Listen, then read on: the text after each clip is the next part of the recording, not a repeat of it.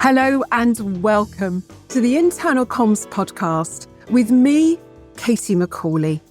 I'm on a mission to improve the way we communicate at work, to move beyond the noise, to nurture real connection. Every fortnight, I sit down with a comms practitioner, author, consultant, academic, and together we uncover how to make people feel more heard, inspired, understood at work. My guest today is Richard Etienne, personal brand expert, storytelling strategist, and an award-winning documentary filmmaker.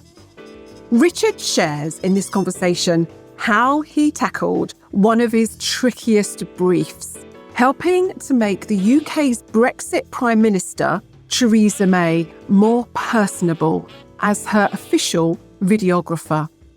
We also dive into why internal communications needs to be faster on its feet, how to craft a career that puts you at the centre of the action, and how to get those bigger, braver ideas signed off by your stakeholders. Richard shares why workplaces must work harder to hear and empower their quieter voices, and how through the Introvert Space, the community interest group that he founded, he's helping introverts thrive. This is a conversation about expanding our comfort zones and squeezing the most out of life. It is my very great pleasure to bring you Richard Etienne. Richard, welcome to the Internal Comms podcast. It's a pleasure to have you here. Thank you, Katie. Appreciate it. In person as well. Let's start with a story. So I'm going to take you back to 2018. Theresa May is the UK's Prime Minister, and you're taken into the Rose Garden at number 10. Is that right? That's right. By two of her most senior comms advisors, and they slide a piece of paper towards you. Can you tell us what happened next? So, context. 48 hours earlier, I was offered a job to be Sajid Javid's videographer. Ah. And I was about to take the job. And then my line manager at the time said, number 10's giving you a call. I think you should go and have a conversation with them. So yes, we are sat at a circular table in the Rose Garden. It's like summer, so the umbrella was up. And I thought, this could be my salary. I turn it over and it says, make her more personable. And one of the advisors just looked at me and said, can you do that? Takes the paper back, screws it up, puts it away. Wow. And without any hesitation, I just said, yes, I can. And, Theresa May at the time was known as the Brexit PM. Yes. She had recently spoken about running through fields of wheat as being something that she did naughtily or whatever. Yes. And didn't seem very comfortable in front of the camera. Exactly. And so I was like, yeah, let's do this. And straight away I thought she just needs to get to share her story with the world. She was known, I think, by political commentators. One had named her May Bot because she seemed so robotic and inhuman in front of cameras. Where did you even start with that? How did you even approach that challenge? Everyone has a story. Everyone has values, elements of their personality that they either keep to themselves or they share publicly. And all I knew, based on what came out on social media or on the news, was this Maybot Brexit PM who was just about getting Brexit done. And so my thing was not to change her. Right. It was more of an evolution. So yes. It was, okay, so what are some of the elements of her that I could bring out on camera that shows a different side of her? So what I asked to do was actually shadow the person who was on his way out, the previous videographer, for a week, just to be around her. And one thing I noticed immediately was how curious and intrigued she was about people's culture, their story, their background. Really? Yeah. So I was like, this is really nice. How could I bring this out? And so when she would have a reception at Downing Street for, say, a religious celebration or for Chinese New Year, that is when I would film and use cutaways from that to pair with the speeches that she would give on social media channels, etc. So it was, again, it wasn't about trying to change her. It was just trying to bring out the qualities and values that actually are quite personable and relatable to the electorate and the people watching. I love that so much, because I always think as comms advisors, we should never advise anyone to change who they really are. A, because no one can keep up an act for very long. So that sort of breaks down very quickly. And B, I think also audiences these days smell inauthenticity really quickly, don't they? They just pick up on it. So how would you suggest others might approach this challenge? Say they've got a leader who at the moment is coming across either they're wooden or they're not personable, maybe not particularly likable. Is it just a matter of getting to know that individual better? Is that the first starting point? Indeed, yes. And it's whether it's through people who know them well, if you're not able to get in touch with them straight away, because you join a job, how likely is it that you'll just be in a meeting with the CEO or senior execs? Yes. And what I tend to do when I join somewhere new is I find out who is well respected. Who are those tastemakers or key influencers within an organization? And I get them to share an idea that I have, so that I now have someone else tooting my horn instead of me. And that then gets me a bit closer to the individual that I need to learn about. Again, it's going back to the shadowing of someone who's currently doing it. I didn't just say, hey, can you put me in front of the PM? It was, okay, can you put me in front of the person who is closest to the PM? And that is when you can find out about their authentic self and find out about the things, not just that they like, but also what they don't like. So that you can make sure that that is not included or reframed perhaps, in what you present to them. Because I like to challenge one's idea. We all have ideas of ourselves. That's our personal brand. But the thing is, there's what people say about us when we're not in the room. That's one mirror. And there's what we think of ourselves. Right? So it's like, okay, so this is who you want to be. I understand that.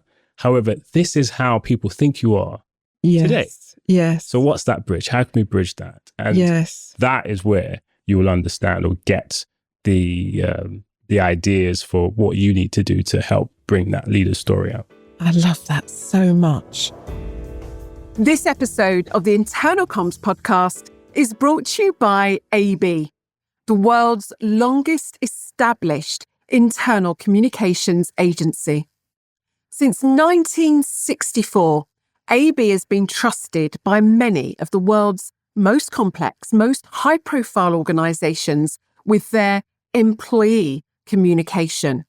From robust, comprehensive audits to creative campaigns, we deliver bespoke solutions and measurable results.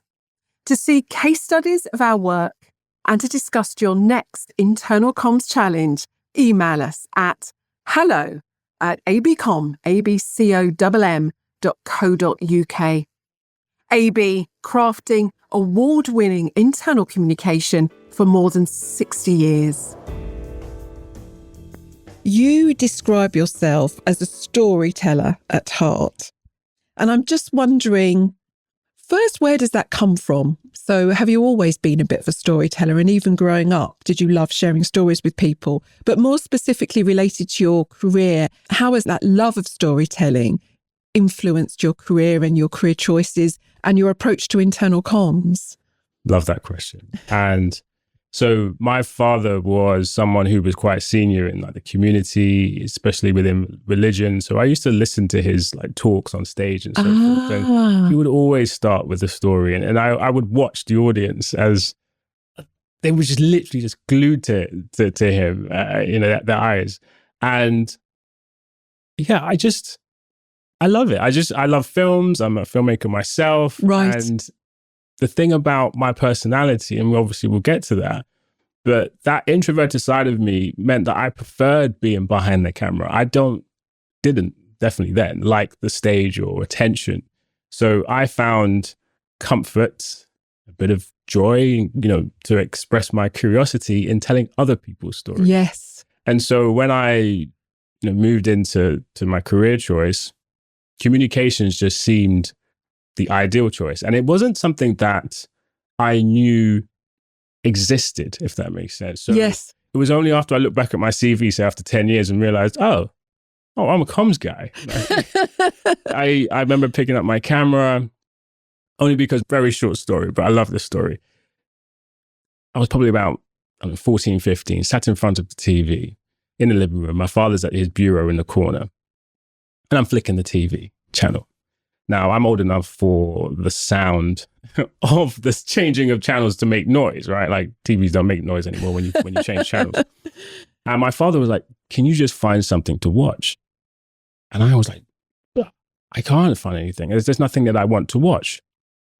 So I heard the thud of his pen drop on the desk and he spun his chair around. I was like, uh-oh. And he said, well, why don't you just make something you want to watch? Whoa. And then spun back around and carried on.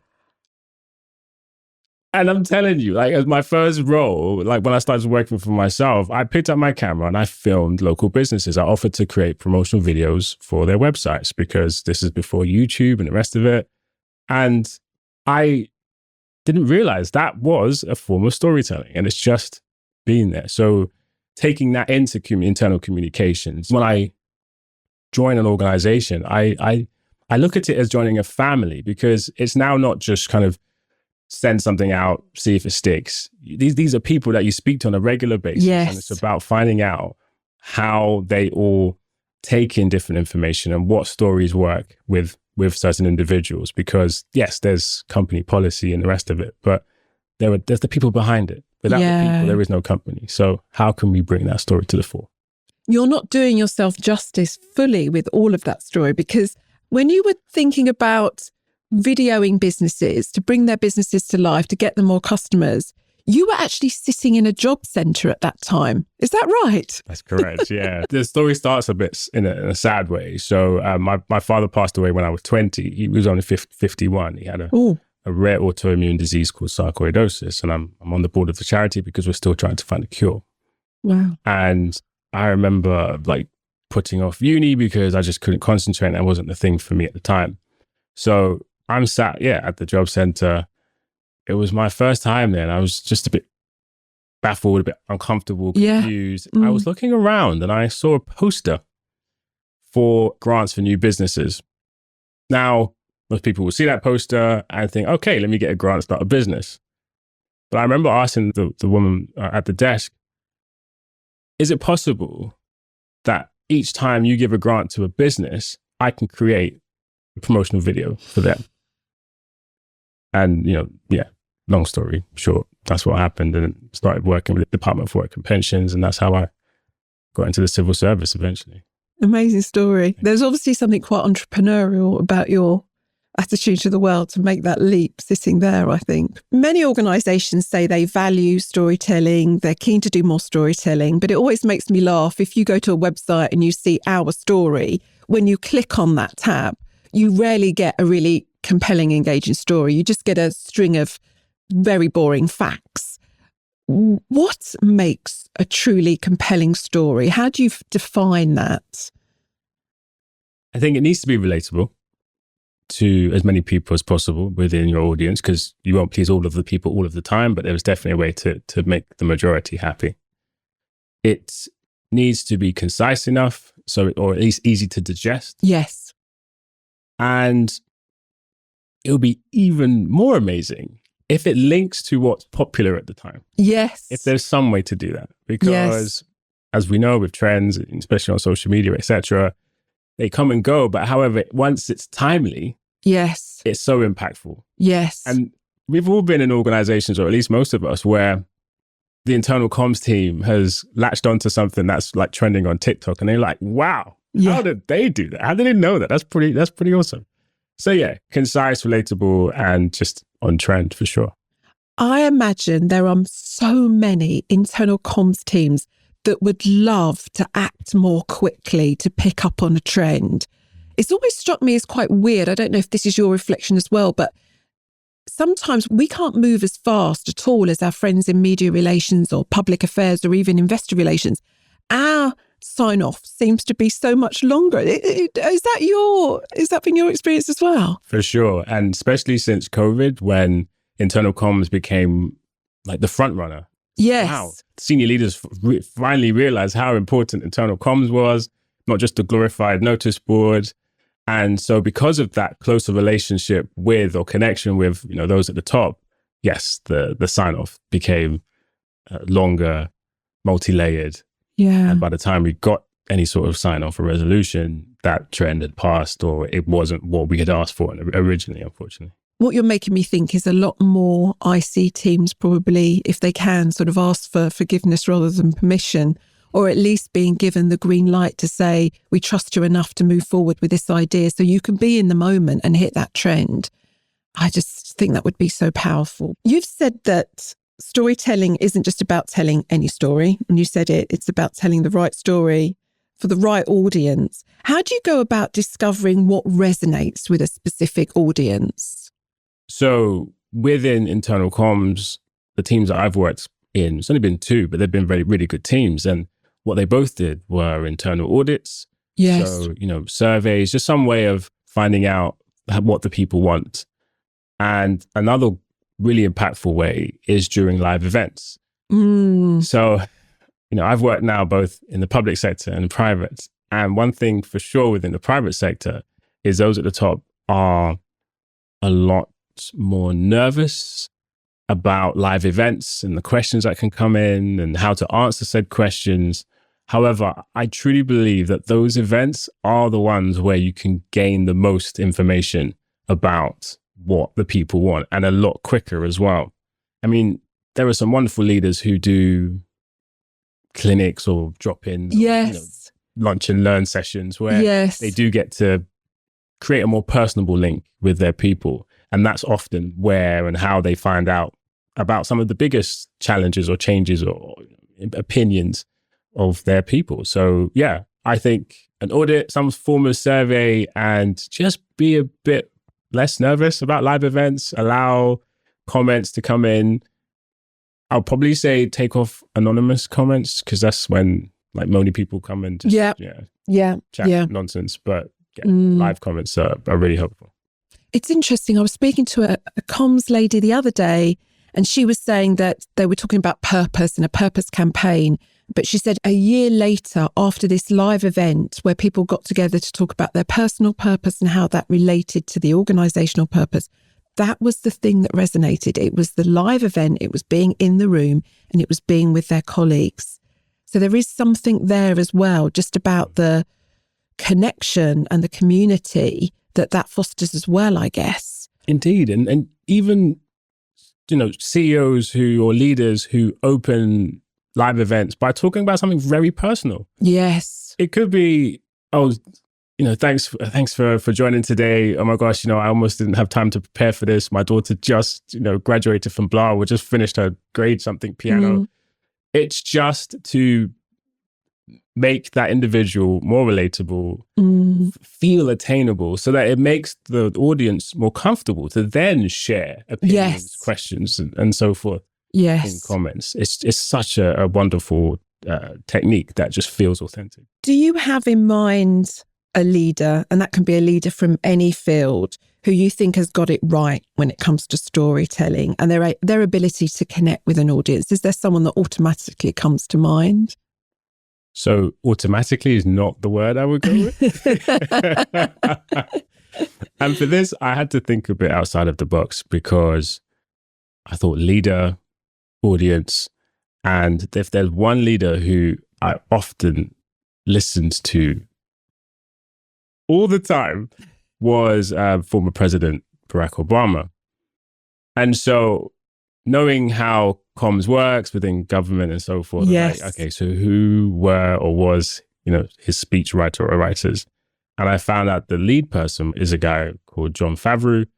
And what he did working with Obama was always find a way to either lead or end with a story that was personal and just connected with the audience. So he did 2 terms. His speeches are referenced very frequently by those at the top and people who want to come across with leadership qualities and values when public speaking. So I would definitely say that together, Barack and John have inspired me to want to ensure that it's not just any story, it's the right story. When we spoke in preparation for this show, you told me about, is it a month in pictures that you were doing at the time?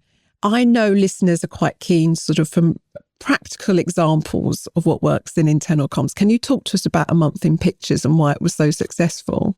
So a month in pictures, yes, that is a series that I introduced to a role I was in that was around the time that COVID lockdowns were almost over. Right. So it was an opportunity for colleagues to still feel connected. And also, we're an international organization and we used to hear a lot about people, but not know what they look like. Yes. When you have social media platforms like LinkedIn and Facebook and so forth that show people and everything and what they do, it just felt a little bit absent to not have that within the workplace where we spend most of our time outside of sleeping. So it was a series that connected to the internal comms pillars. So it had a strategic narrative as well. So there were 3 areas and each of the images that were submitted by colleagues had to connect to each one of those pillars. So once we came out of lockdown and then we were doing charitable work or meeting with clients and having offsites and the rest of it, you can imagine that user-generated content like grew tenfold, and to the point where I had to do it was like submissions and going through and doing like clearance, and it was wonderful, and I don't know if it still is, but definitely the most viewed and engaged with campaign within internal comms at the time. It was simple to engage with and to submit. It was visual, which a lot of people like. And it still connected with strategy, which is what internal comms main goal is. Yeah.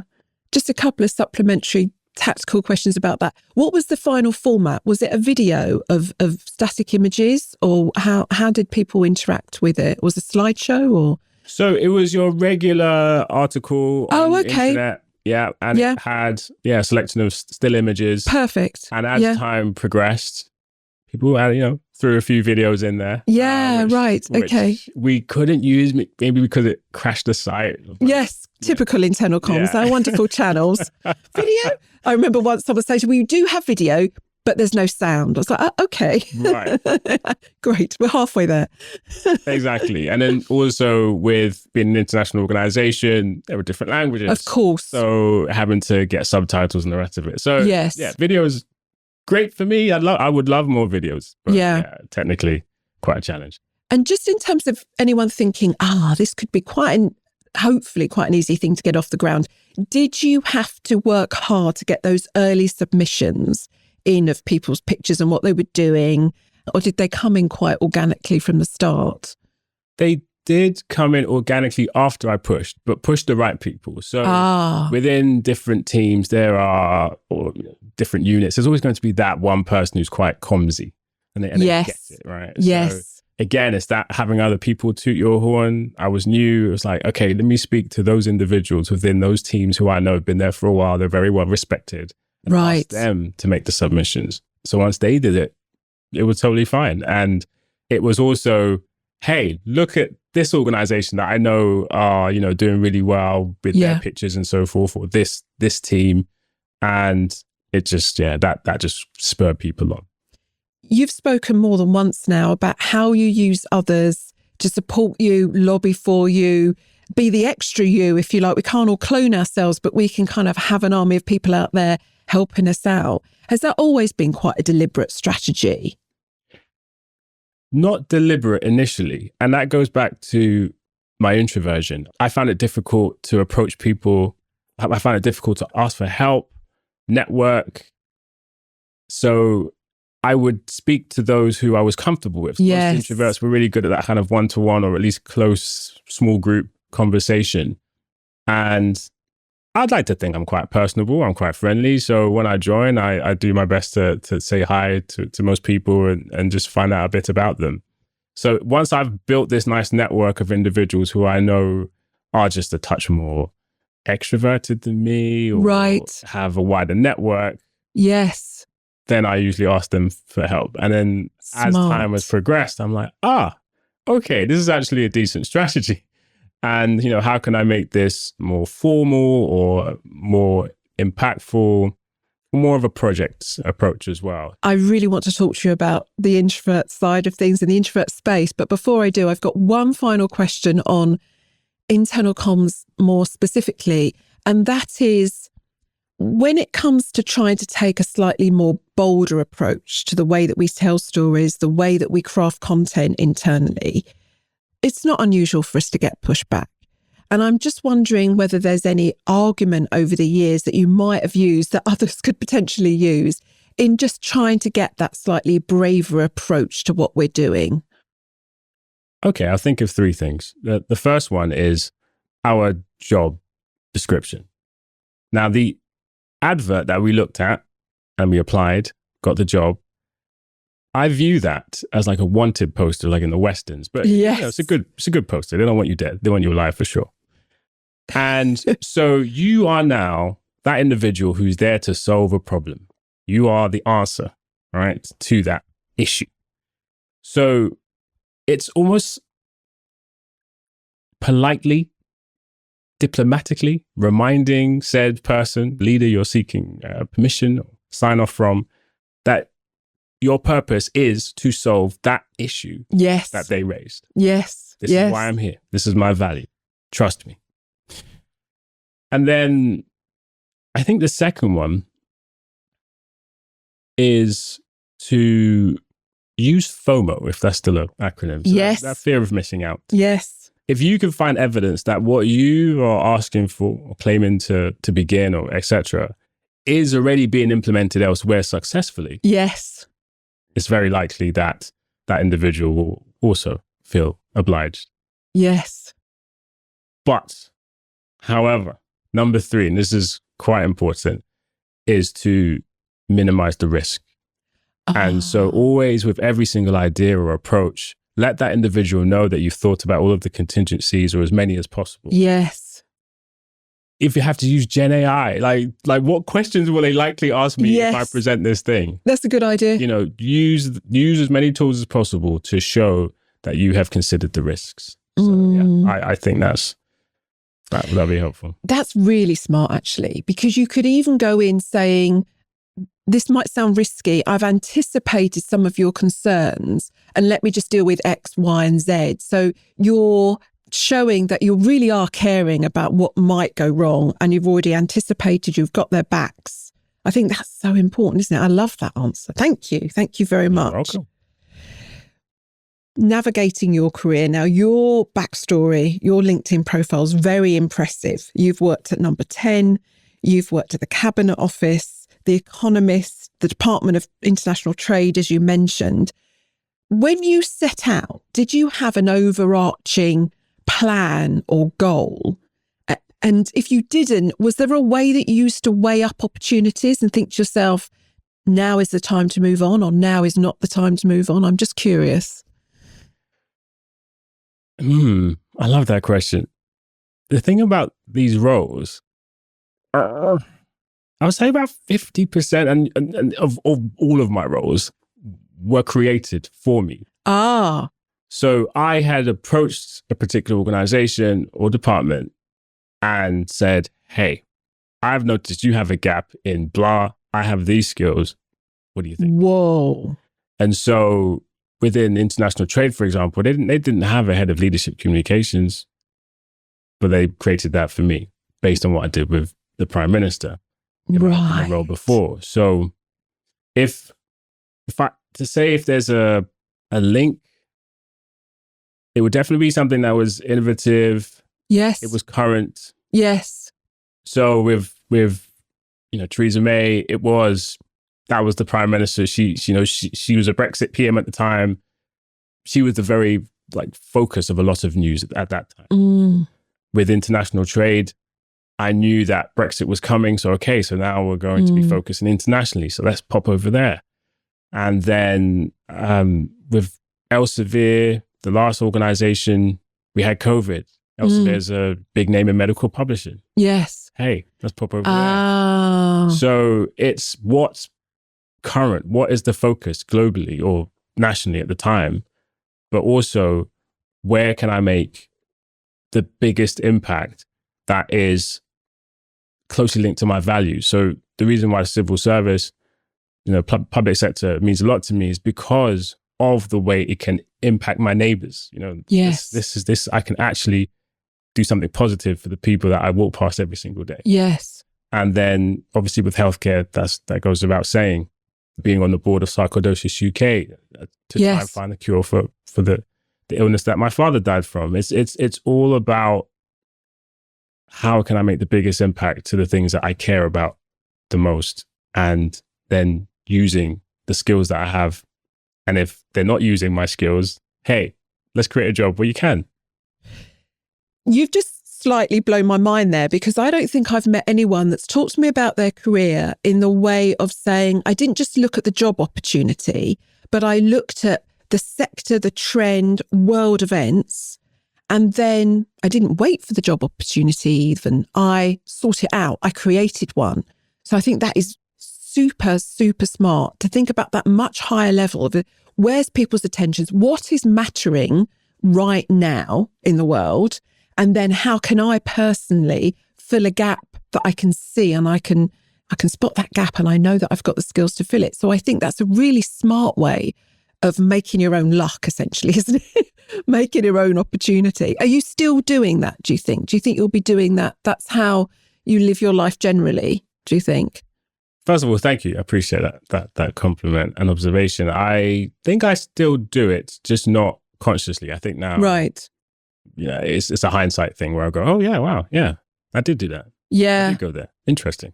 Yeah. So yeah, who knows? Maybe let's have this conversation in a year's time. Yeah. Like, oh my God, you totally did that thing. Yeah. But are you constantly keeping up with world events? Is it something that's quite important to you? To I'm trying not to use the word zeitgeist here because it just is such an awful word. Too late. But sorry, I've done it. But is that something that you're often looking at? What's big? What's going to be big? Not just the obvious things in the news, but the trends as well. Is that just something that you naturally do? Oh, I love that. Oh, really? Okay. Yeah, for sure. I make sure I read all, a summary of all press, right, left, center. Right. Okay. There are easy ways to do that, thanks to social media and certain magazines.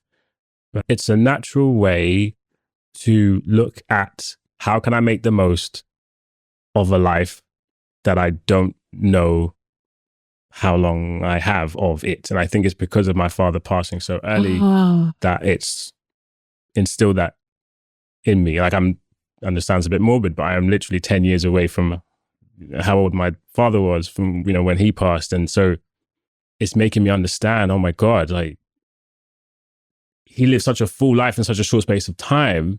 How can I do something similar? And yeah, that's just keeping up with trends is definitely one of those things, because it helps me to help others who are going through certain situations at this time. Squeezing as much out of life as possible 100%. Because you don't know how long you've got. Yeah. And I'm guessing also you are having to fool the algorithms all the time, because if you're looking at center, left and right, that's not what the algorithms are designed to do. So you're obviously deliberately seeking out things potentially you don't agree with, but you think, I don't agree, but I still want to understand. Is that your approach?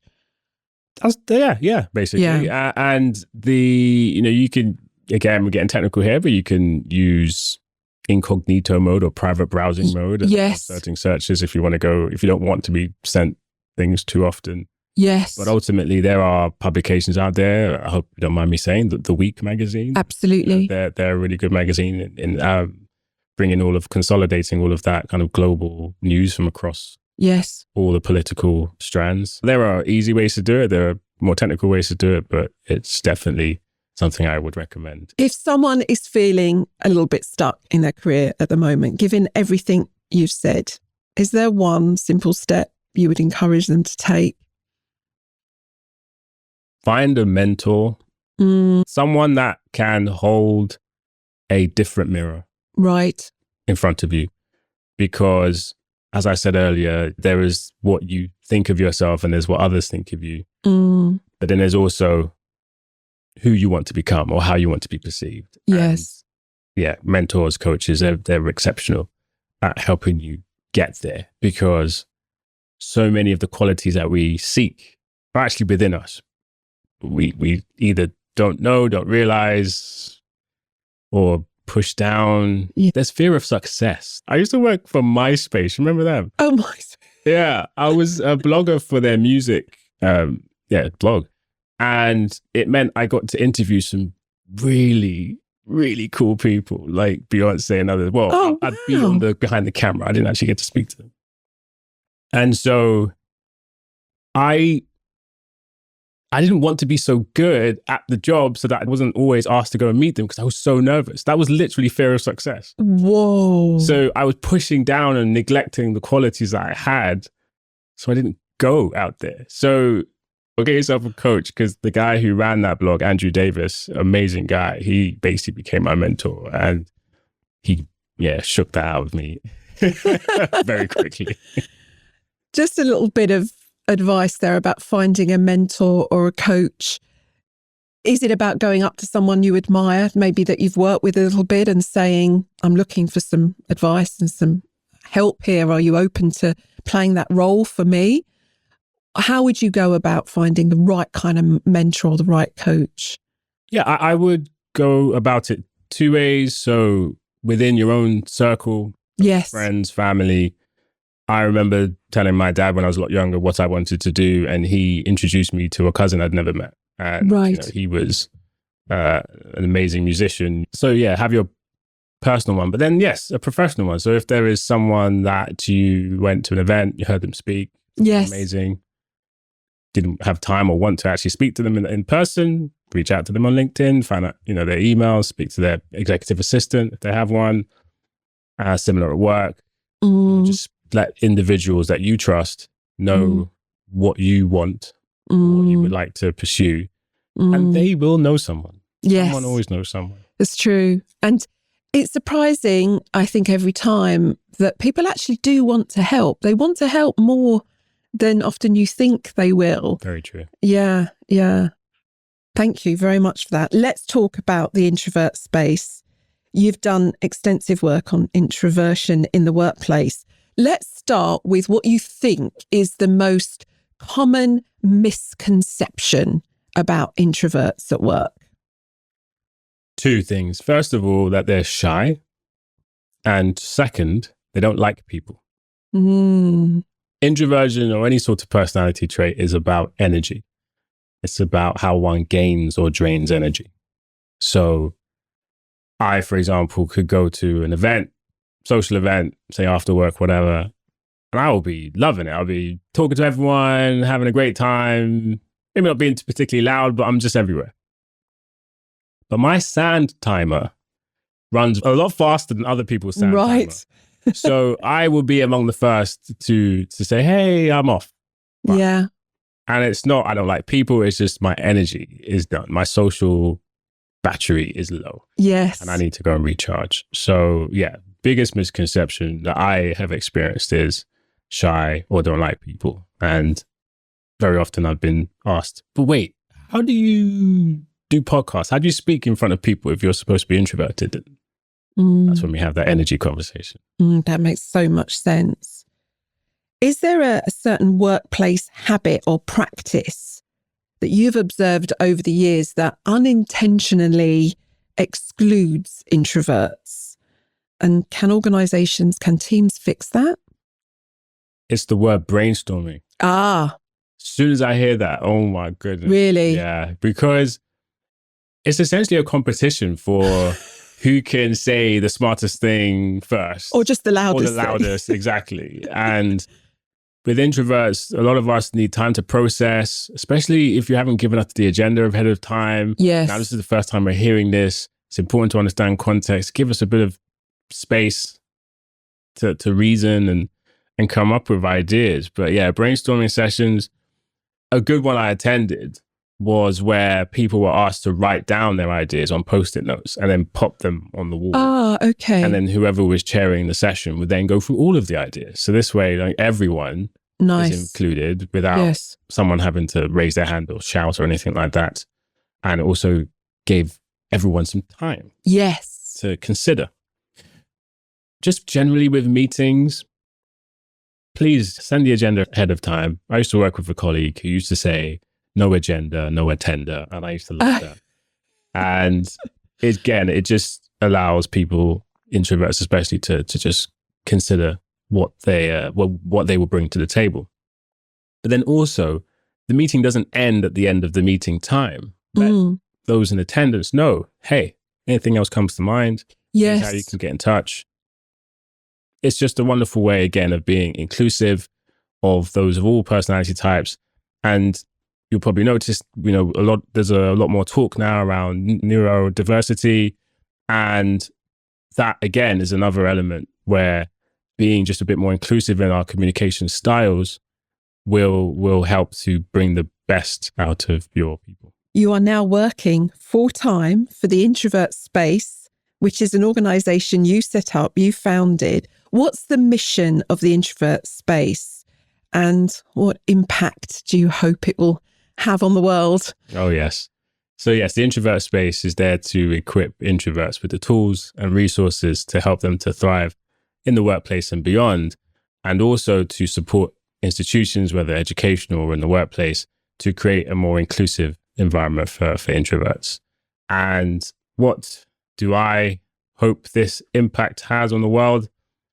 I mean, essentially, I want to get to a point where nobody needs introvert space anymore. Because, for example, onboarding practices, will include training for all protective characteristics, including personality. Hey. Yes. Or line managers, people managers are using personality assessments or quizzes to actually find out a bit more about the people that they represent so they can adjust their communication style accordingly.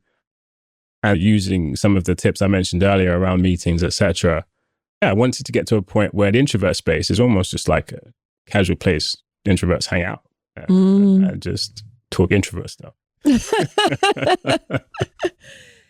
introverts have a superpower? Because it's my observation over the years, and having a son with dyslexia and ADHD, that all of these things sometimes are perceived as problems, but actually they come with secret superpowers that you have that others don't. Do introverts have a bit of a secret superpower, do you think? I really do. And obviously it's biased, but I think there is this way that introverts can connect with other people in a way that extroverts will probably love to or just unaware of. And it's not an us versus them thing, because we all slide up and down the scale. But those who are more comfortable with introversion, I would say that is their superpower, that deep connection, critical thinking. There is a quote about diplomacy that I heard once said, and it's, diplomacy is the art of letting other people have your way. And there is something that introverts do. They're really persuasive people because they connect. They are great listeners. They hear you. They're not sitting there listening to you just so they can say the thing that they've always wanted to say. No, they listen. Yeah. Deep thought, connection. So what they're doing is what so many people don't do, which is they take themselves out of the exchange to actually be present in the moment of listening to the person, as opposed to what you've just said, which I think is what a lot of people do, is waiting to take their turn in a conversation. You're speaking, I'm speaking, and I'm just waiting to take my turn. But that moment of being very present, and it's reminded me, I interviewed Chris Foster, who's an ex-hostage negotiator, is author of Never Split the Difference, but he talks about tactical empathy. And again, it's this very similar thing. It's about deep listening to understand what someone's actually telling you. Right. What are they telling you? What are, not just on the surface, but about who they are and what they value, what they care about. Really, really smart. Thank you for that. You're welcome. You talk about expanding your comfort zone instead of stepping out of it, which I really like that idea because it doesn't feel so scary for a start. Can you describe a small but actionable way that an introvert listening, watching this show might start making today just to expand their comfort zone slightly? Yeah, sure. If for example, public speaking is something that one's quite nervous about, I would start by creating videos. So start there. You're just talking essentially to your phone or your camera lens. And then webinars, because now you're just looking at a green dot at the top of your laptop, and you can actually turn off other people's cameras, and so you can then upgrade to where we are, right? We're in a nice little studio, then you're like 4 or 5 people here. It's great, lovely. And then again, slowly expanding. Then you might just do, chair a team meeting again, familiar people, but larger crowd perhaps, and it can expand beyond that to the point where, you're talking to a crowd of thousands of people because you chose to and you're comfortable. And you're not afraid of success. Hey, exactly. I get very nervous on stage, which always surprises people because I don't think I look nervous. But I've never thought of it before as those times when you're tempted to say no because you're scared, actually suppressing what is going to make you successful and what makes you already successful. So that reframing is so helpful. So thank you for that. This episode of the Internal Comms podcast is brought to you by the Internal Communication Masterclass. I've condensed more than 30 years of experience and expertise into this unique, on-demand learning journey. Gain the capability, the confidence, and the credibility to turbocharge your career. There are 8 work streams in this masterclass, which you can buy individually or as one learning journey. Each work stream comes with a downloadable course book with some compelling homework tasks and more useful resources. Visit icmasterclass.com. Now, this is an entirely on-demand program, so you can learn at your own pace, anytime, anywhere. Plus, there's no expiry date, so you can revisit the content whenever you wish. And as a listener to this show, you get a 30% discount off each work stream or the entire masterclass. Just pop the code podcast in at the checkout. Stand out from the crowd, gain that promotion, and feel re-energized and inspired. icmasterclass.com. Shall we head over to those quick fire questions? Is there a theme song for this bit? We could sing one. I'm tone deaf, so it's not going to be pleasant for listeners. If you could travel back in time, what advice would you give your younger self? Don't try to be someone you're not. I did that a lot. I wanted to fit in. I was the only child in my school, secondary school, who had braces on my teeth. Oh. I was shy. And I was like, I'm not talking to anyone. There are no photographs, actual photographic evidence of my braces. I never smiled in any pictures. Wow. And I wanted to be all of what I perceived the cool kids. And I tried to speak like them, dress like them.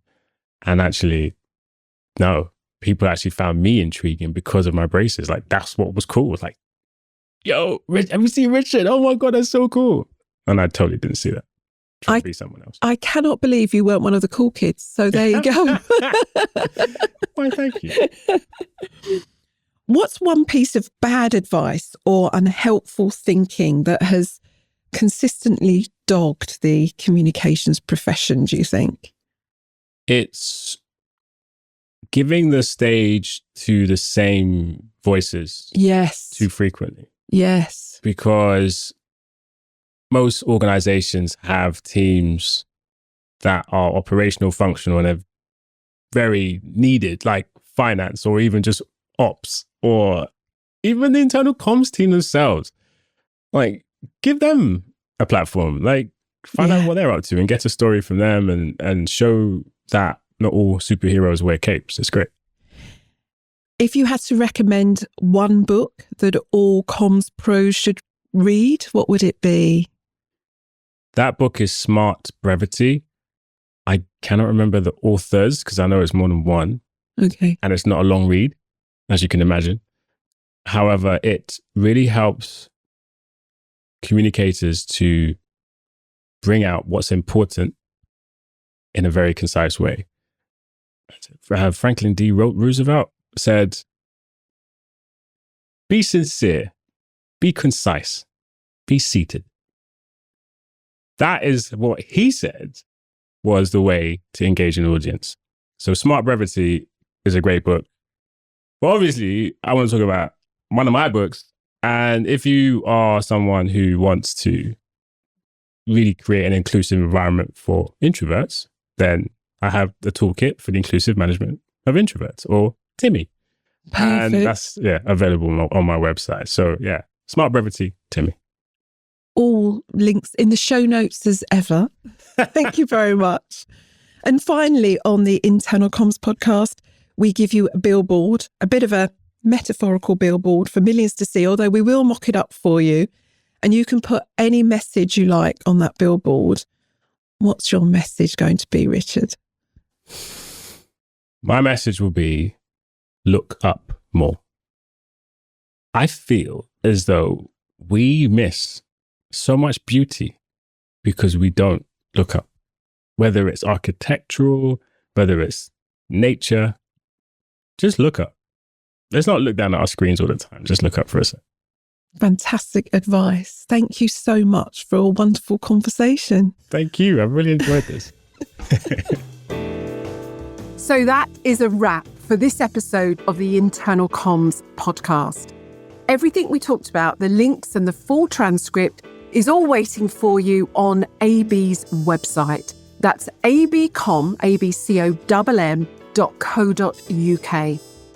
If something we talked about resonated with you, if it made you think differently, even for a moment, it would mean the world if you left a quick review or shared it with someone. That way, you're helping grow this community and helping other internal comms folks around the world find our show. We have some incredible guests lined up, so if you haven't already, take a moment to hit that subscribe button. Until we meet next time, lovely listeners, stay safe and well.